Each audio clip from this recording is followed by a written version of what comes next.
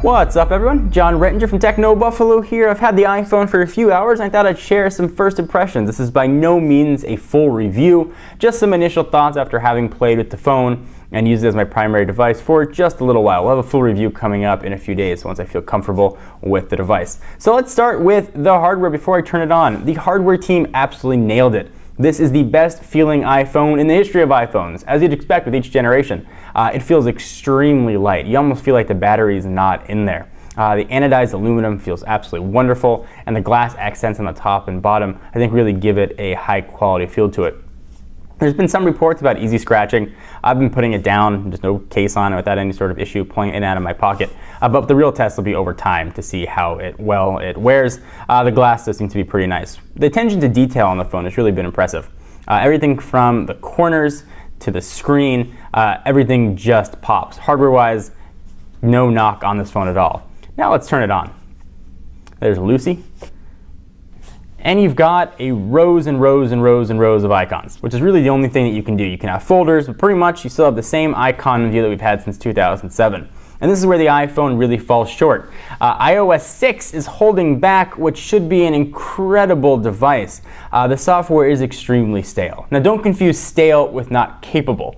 The operating system is still very capable. It does everything you need to do. It's got support for a ton of applications, but it does it a little bit on the boring side. There should be a better way to show information. If I want to log into Chartbeat and I want to see how Techno Buffalo is doing, I should be able to see that from the home screen. If I want to look at analytics and see how the site's doing, I should be able to do that. See what my Facebook updates are, Twitter, I should be able to see all of that. Now I can pull this down, I can see some information there, but not everything that I would like. Siri seems to work pretty well. We did a demonstration of that and we'll do an upcoming test versus Google Voice. But the software really holds this phone back. Just looking at it right now, it looks even more cluttered because of that extra row of icons. So yeah, you can have more icons here, which results, at least for me, in one fewer page, and I only have 3. But the presentation is still a little bit stale. There are some things though that I really like in iOS 6, so I do want to be fair. Do Not Disturb is a really welcome feature. I turn my phone off traditionally at night, and I always get worried that perhaps if there was an emergency with my grandparents, they might not know to call my landline. Now I can just tell them, call the phone 3 times, eventually it'll ring through. So for me personally, that's a feature that I really do like to have. The screen looks absolutely gorgeous compared to the screen on the iPhone 4S. Everything just pops. It looks very, very, very vibrant. So if you're looking for a phone with a great screen, which will translate to a great movie experience, this is going to be a really good way to go. A lot of issues been made with Maps. We can talk about Maps a little bit. It's not as good as Google Maps. There's really no nice way to say that. But it is a first generation product, so I'm willing to give it at least a generation or software update or 2 before I compare it. But when you're replacing a very capable mapping system from Google Maps, you expect something to be of equal capabilities, and this just is not. Where this does shine though is in turn by turn. This has a great turn by turn navigation option. So if you get lost a lot like me, you're going to be happy to have that. But if you use this for a lot of points of interest, it's not going to be overly helpful. You've got flyover, so you can essentially view how things look from the sky, but I'd much rather trade flyover and be able to see a street view and see what buildings look like instead of seeing what they look like from the top. But that's just me.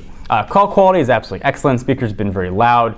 It's been nice having LTE. I haven't had the phone long enough to check battery life, so I'll report back once I can decharge and do a full charge and run a battery of tests on that. Lightning connector works as you'd expect.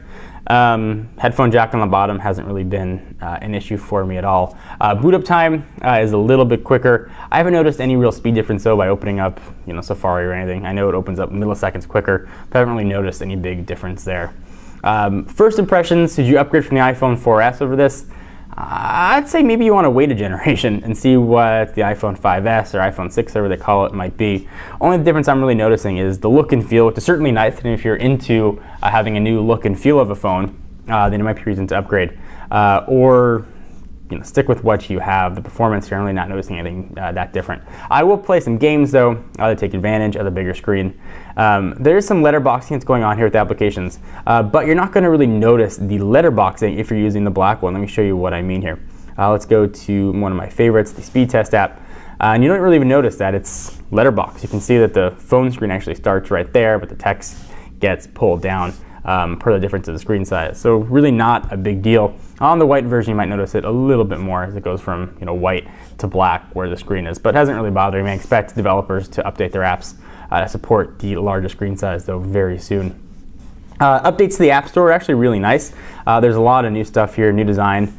You can go into Passbook and download the Passbook app. We'll talk about it in just a second. But I like the way it looks. I'll definitely give them credit. They did a nice job here redesigning the App Store. When you go ahead and look for an app, for example, you get a brand new view of what it looks like. You get all the screenshots right there, and the reviews and related all show up pretty nicely, actually. So let's talk about Passbook real quickly. If you go to Passbook, and I was sure that Passbook was a sign we were going to have NFC on board, but clearly I was wrong.